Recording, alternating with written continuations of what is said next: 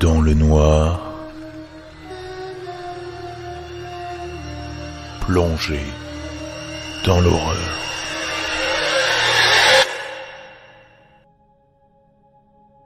Wilbur et moi, on a commencé à sortir ensemble il y a quelques mois. On s'était rencontrés lors d'une soirée jeu chez des amis en commun, et il avait l'air cool. Dès le début, j'étais folle de lui. J'adorais la manière dont il prononçait mon nom. De manière un peu incorrecte, écrasant chaque mot entre sa langue et son palais. Notre histoire a mis du temps à commencer. On ne se voyait qu'une fois par semaine environ. Il disait que j'étais sa première petite amie, et de mon côté, j'étais pas tombé sur des bons gars. À chaque fois qu'on se voyait, c'était tout le temps chez moi.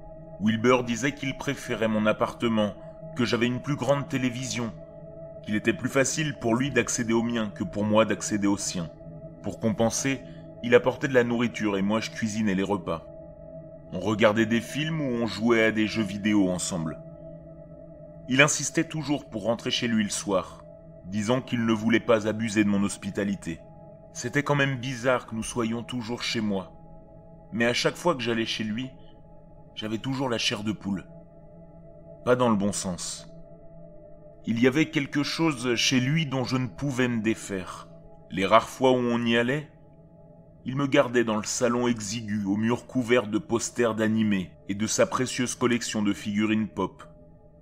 Il me suivait même dans la salle de bain, si j'en avais besoin.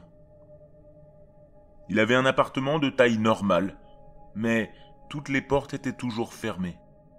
Et il y avait une étrange odeur de moisi. Il prétendait qu'il y avait beaucoup de moisissures, mais le propriétaire ne voulait rien y faire. C'est pourquoi il fermait les portes pour éviter que ça sente trop dans la maison. Les choses avançaient entre nous, et on n'était pas loin d'emménager ensemble. Jusqu'à ce qu'il arrête de m'envoyer des messages. Il agissait bizarrement depuis une semaine et un jour. Il n'était pas venu après le travail, et il ne m'avait pas envoyé de message depuis hier matin. J'ai appelé son magasin, j'ai appelé sa mère, et je lui ai envoyé quelques textos. Personne ne l'avait vu ces derniers jours. Tout le monde avait supposé qu'il était malade, car c'est ce qu'il leur avait dit. J'étais anxieuse à ce propos. On s'était dit dès le début de laisser de l'espace à l'autre en cas de besoin, mais à la condition que nous prenions des nouvelles par texto. Et quand il le faisait pas, ça me faisait paniquer. J'ai pris la décision d'aller voir chez lui. J'ai pris 3 bus et je suis arrivé devant son palier. La clé se trouvait sous le paillasson, mais lorsque j'ai voulu l'ouvrir, la porte était déjà déverrouillée. La maison était silencieuse, de la manière la plus froide qu'il soit. Rien ne semblait faire de bruit, pas même mes pas sur le tapis. J'ai appelé plusieurs fois son nom, mais rien. De même, les interrupteurs n'ont rien allumé. Je sentais lentement la chair de poule apparaître sur mes bras. J'ai d'abord vérifié la cuisine et j'ai trouvé beaucoup de vaisselle sale dans l'évier, pas mal de films plastiques usagés dans la poubelle et un gros morceau de viande non couverte et grisonnante dans le réfrigérateur. La salle de bain était également miteuse et crasseuse. Des traces de quelque chose étaient partout sur le carrelage.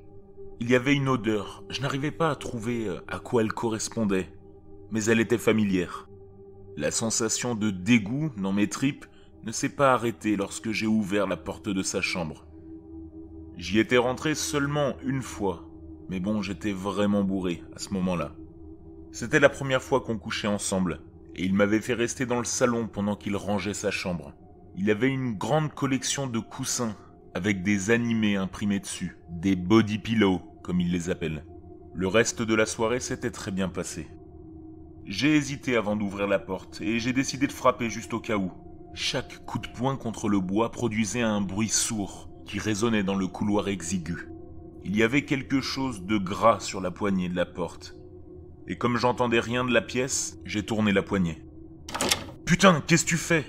Wilbur criait depuis le salon. J'ai sursauté à sa voix et la porte s'est ouverte en claquant. Avant que j'aie pu la fermer, il était déjà devant elle. Il l'a claquée immédiatement et durement, produisant un long courant d'air. J'étais tellement sous le choc que je ne pouvais à peine respirer. Je suis désolé Wilbur, j'avais pas eu de nouvelles de toi et j'ai pensé que tu avais peut-être été blessé. J'arrivais pas à te joindre et personne t'a vu depuis une semaine. Pourquoi tu as dit à tout le monde que t'étais malade ? Il ne semblait pas d'humeur à répondre aux questions. Il a hurlé que je devais sortir de la maison, que je gâchais tout. Il m'a poussé par la porte d'entrée et m'a jeté mon sac à main au visage, alors que j'étais en train de le raisonner. Mais tout ce que j'ai obtenu, c'était une autre porte claquée et une marche sous la pluie pour retourner à l'arrêt de bus, en me convainquant d'oublier la chose que j'avais vue dans la chambre. Une chose de forme humaine, tendue, dans un costume de couleur vive, avec des lèvres rouge vif. Il a fallu une semaine ou deux pour qu'il se calme. Il ne m'a pas parlé pendant tout ce temps. Une fois ce temps passé, il s'est pointé comme si de rien n'était. Nous avons recommencé à vivre comme avant. Il refusait d'en parler, et si j'essayais, il souriait, me faisait taire et changeait de sujet. Oublie tout ça, ce n'était rien. Il était très affectueux, mais j'étais rarement d'humeur. Je n'avais détecté par le passé aucun signe qui puisse me faire penser que Wilbur était étrange. Un mois plus tard, il agissait comme si rien ne s'était passé. Ayant de plus en plus peur de ce qu'il pourrait me faire si je ne l'oubliais pas, j'essayais de me convaincre que ce n'était rien. Rien, jusqu'à ce qu'il me dise qu'il parte en voyage d'affaires. Une convention avait besoin de lui quelque part, et il devait s'absenter pendant 4 jours. J'ai senti un pincement soudain dans ma poitrine quand il me l'a dit, comme s'il voyait immédiatement sur mon visage ce que j'avais pensé faire si j'en avais eu l'occasion. Je lui ai dit que ça avait l'air cool, qu'il n'était pas allé à une convention depuis que nous étions ensemble et que ce serait bien de s'y remettre. J'ai fait de mon mieux pour ne pas faire repérer mes intentions. Il partait le lendemain et je serais seul pour un moment. Tu penses que tu pourrais le supporter ? Il a gloussé en reniflant mes cheveux et en embrassant mon oreille tout en souriant. Je me suis figé. Je me suis rappelé que tout allait bien. Mais je ne supportais pas que ses doigts agrippent mon bras. J'ai pris une grande inspiration et j'ai ri en disant oui. Je l'ai conduit dans sa voiture à l'aéroport le lendemain et j'ai attendu pour m'assurer qu'il passe la sécurité. Ce que j'avais vu dans cette chambre me rongeait de l'intérieur et j'avais juste besoin de confirmer à mon cerveau anxieux que j'avais raison, que ce n'était rien. J'avais juste sûrement mal vu quelque chose. Comme il était parti, cela signifiait que je pouvais aller chez lui sans être détecté. Il n'aurait jamais à savoir que j'étais allé dans sa maison. Et ensuite, quand j'aurai fait ce que je devais faire, et que je saurai que je n'avais rien vu, tout pourra revenir à la normale. Quand je me suis arrêté devant sa maison, elle était aussi maussade et effrayante que la dernière fois que j'y étais allé. J'ai coupé le contact en silence. Je suis resté assis pendant un long moment à regarder la porte. Je pouvais pas faire ça. Je devais partir, maintenant, tout oublier. Après tout, ce n'était rien. Wilbur avait aussi dit que ce n'était rien. J'aurais dû le croire. C'est ce que fait une bonne petite amie, non ? Une petite voix dans ma tête a résonné. Si j'étais si sûr que ce n'était rien, alors pourquoi ne pas aller voir le rien ? Je me suis approché de la maison, j'ai mis la main sur la poignée. Cette fois, elle ne s'est pas ouverte. Il n'y avait pas de clé sous le paillasson. J'ai redescendu les escaliers et j'ai regardé la façade de la maison. Peut-être parce que j'étais venu si peu de fois, mais je n'avais pas remarqué que la maison de Wilbur avait un sous-sol. Les buissons le long des côtés de la maison étaient terriblement envahis par la végétation, mais j'ai remarqué des reflets dans le soleil. Et lorsque j'ai arraché quelques branches, j'ai découvert une fenêtre. À ma grande surprise, la fenêtre n'était pas verrouillée. Le sous-sol était moisi et noir. Je pouvais le sentir sans même toucher la vitre. Il semblait relativement vide. Wilbur avait dit qu'il avait un problème de moisissure, et ce sous-sol en était probablement la cause principale. Dès que j'ai commencé à m'abaisser dans la pénombre du sous-sol noirci, tous les sons ont disparu du monde. Comme la première fois. À ma grande surprise, le sol était mou et spongieux. De la terre moisie. Et cette odeur si familière mais introuvable. Le mur n'était pas difficile à trouver, mais les escaliers vers le haut l'étaient, et mes chaussures étaient mouillées au moment où elles se plantaient dans le béton. C'était plus silencieux dans la cage d'escalier, et encore plus sombre. Les escaliers étaient recouverts de moquettes. Un bruit à l'étage m'a fait me figer sur place. Il n'y avait aucune chance qu'il soit là. L'aéroport était au moins à 30 minutes en voiture et à plus d'1 heure en bus. Mais le bruit sourd de quelque chose heurtant le sol avait été très réel, et tout en moi me criait de partir. J'allais me faire prendre. Mais je ne pouvais pas partir, je devais savoir. Les escaliers menaient à une porte qui s'ouvrait juste devant la salle de bain. Comment n'avais-je pu jamais la remarquer ? J'ai laissé la porte ouverte en entrant dans le couloir. Le bruit sourd provenait d'une pièce que je n'avais jamais visitée, juste en face de l'escalier du sous-sol. Wilbur avait toujours affirmé que c'était juste une pièce de stockage. La porte s'est ouverte, avec un petit clic et un tintement. De petites cloches étaient attachées à l'intérieur de la poignée de porte. Une odeur émanant a fait remuer mon estomac. C'était une odeur sucrée, mais comme collante, écœurante. Il faisait très sombre et j'ai déplacé ma main le long du mur intérieur à la recherche d'un interrupteur. J'ai été stupéfaite quand une lumière s'est allumée et a révélé la pièce. Chaque centimètre carré de mur était couvert d'une série de grandes vitrines contenant des body pillows, ces oreillers à forme humaine. Ces oreillers, sur le thème des animés, représentaient des personnages féminins dans différents états de déshabillage et d'excitation sexuelle. Des photos, des coupures de presse et des notes étaient collées sur le bord de chaque vitrine, et chacune d'elles contenait une clé dans la serrure de la porte. Des bougies recouvraient le tapis de la pièce, et certaines semblaient avoir été brûlées récemment. C'était comme un sanctuaire de body pillow. C'est alors que j'ai remarqué une clé sur le tapis qui avait dû tomber d'une des caisses. Elle était lourde. J'ai trouvé la mallette qu'elle ouvrait, mais je me suis arrêté au moment de glisser la clé dans le trou. Quelque chose a tressailli. Ou peut-être était-ce moi ? J'ai regardé de haut en bas le grand coussin qui était contenu dans la mallette. Un vampire à la poitrine géante et aux cheveux roses, une main sur son sein et l'autre sur son maillot, et j'ai attendu. Rien ne bougeait. Un effet de la lumière, la moisissure qui me montait à la tête, probablement mon reflet dans le verre. J'allais enquêter dans la chambre de Wilbur quand j'ai entendu un petit tapotement, puis la clé est retombée sur le sol. J'ai vérifié la chambre de Wilbur et j'ai trouvé plein de body pillows. Je savais ce qu'il y avait là-dedans. J'étais déjà allé dans cette chambre auparavant. J'ai ouvert le placard et j'ai trouvé des oreillers vides et de longues valises vides également. Il n'y avait rien d'autre à ouvrir ou à voir qui n'était pas quelque chose que je connaisse déjà. À ce stade, je me sentais plutôt stupide. L'anxiété dans mon estomac s'est un peu calmée alors que je regardais sa chambre exiguë et légèrement moisie, assise sur son lit bosselé. L'odeur n'était pas si horrible ici. En revanche, c'était vraiment le pire matelas sur lequel je me suis jamais assise. C'était comme s'il n'y avait pas de rembourrage, mais des rochers et du bois flotté. Comment peut-on dormir là-dessus, nuit après nuit ? J'allais partir. J'allais fermer les portes et éteindre toutes les lumières et repartir dans le sous-sol. Ne plus jamais en parler. Bien sûr, ce n'était rien. J'avais juste vu un body pillow. C'est tout. C'est tout. J'étais terriblement bête. Et Wilbur méritait mieux.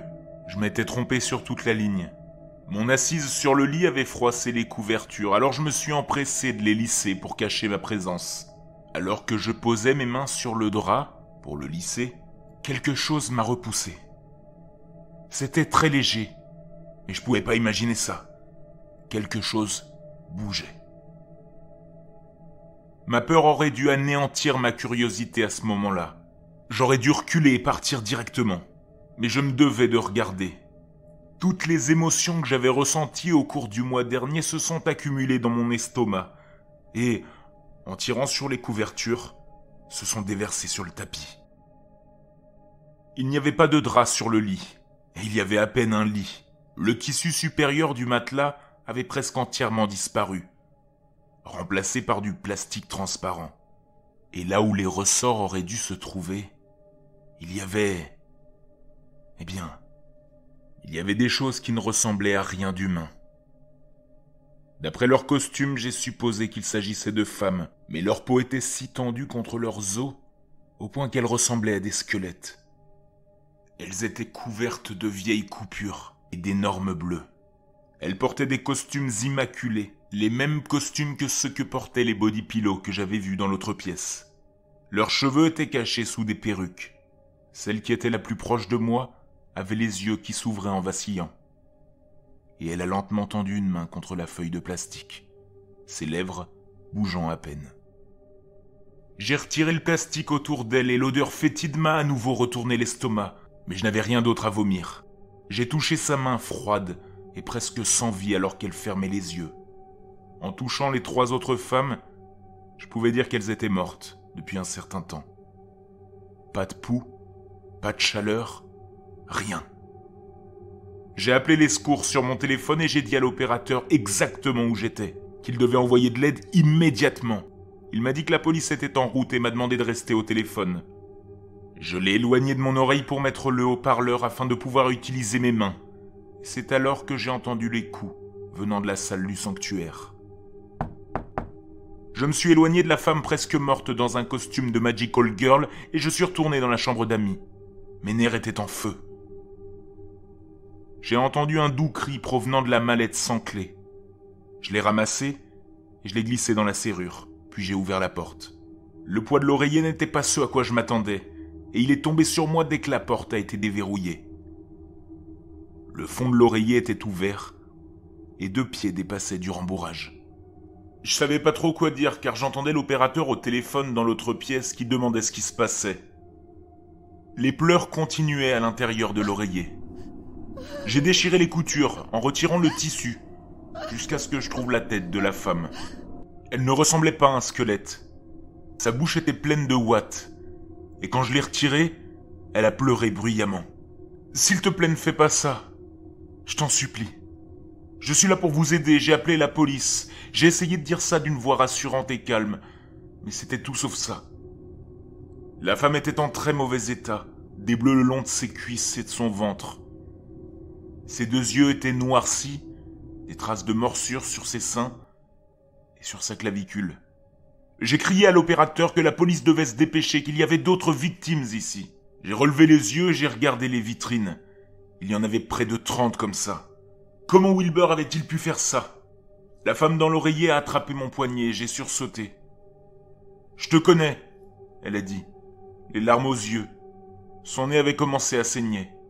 « Qu'est-ce que tu veux dire ?» j'ai demandé. « Tu... » Elle a haleté un peu. « Tu es là-dedans. » Elle a désigné la porte du sous-sol et a toussé. Je l'ai aidée à se redresser et je l'ai appuyée contre la caisse. Je suis resté avec elle pendant que la police arrivait et qu'elle était emportée dans une voiture de police après avoir pris ma déposition. Je les ai regardés la charger dans l'ambulance. Elle était la seule survivante. Après l'enquête, ils ont trouvé environ 68 corps cachés dans des endroits de la maison. 30 d'entre eux, dont la femme que j'avais sortie de l'oreiller, étaient dans les vitrines. Il y avait les 4 cachés dans son lit. 7 ont été trouvés dans la cabane délabrée. Plusieurs étaient en morceaux et éparpillés dans la cour. Ils ont trouvé des paquets de cheveux dans les oreillers de son lit. Ils en ont même trouvé dans le grenier de son garage. Le médecin légiste a estimé que chacune d'entre elles avait été privée de nourriture et de tout liquide, qu'elles avaient toutes été agressées à de nombreuses reprises avant et après leur mort et qu'elles avaient été conservées dans un mélange de formaldéhyde et de lessive. La femme a été capable de donner tous les détails. Wilbur lui avait demandé de venir pour modéliser un cosplay qu'il avait posté en ligne à la recherche de personnes à photographier. Elle a dit qu'il avait beaucoup flirté avec elle et qu'ils avaient une bonne alchimie. Elle a enfilé le costume et il a commencé à la complimenter sur sa beauté dans celui-ci.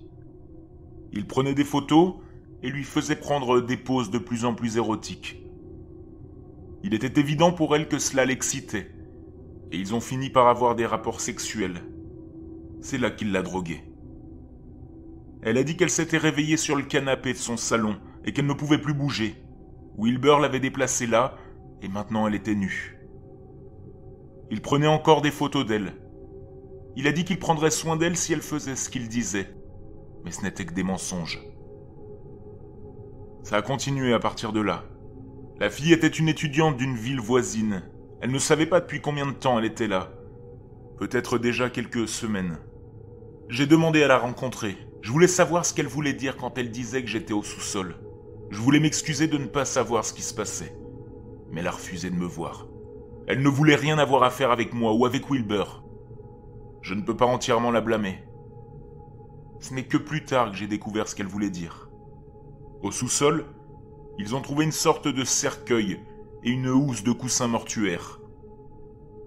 La housse était imprimée d'une photo de moi, des bouts de mes cheveux étaient épinglés sur le dessus, des ongles sur les côtés et même une serviette hygiénique usagée provenant de ma salle de bain était attaché à l'oreiller. Ils ont trouvé des tonnes d'ADN de Wilbur dans les fibres de l'oreiller, comme pour les autres oreillers de la maison. Je ne sais pas à quoi tout cela servait et je ne veux pas le savoir. Wilbur était déjà mon petit ami. Les gens qui nous connaissaient l'auraient remarqué si j'avais disparu. Mais je suis hanté par l'idée que si j'étais resté plus longtemps, j'aurais moi aussi fait partie de sa collection mortuaire.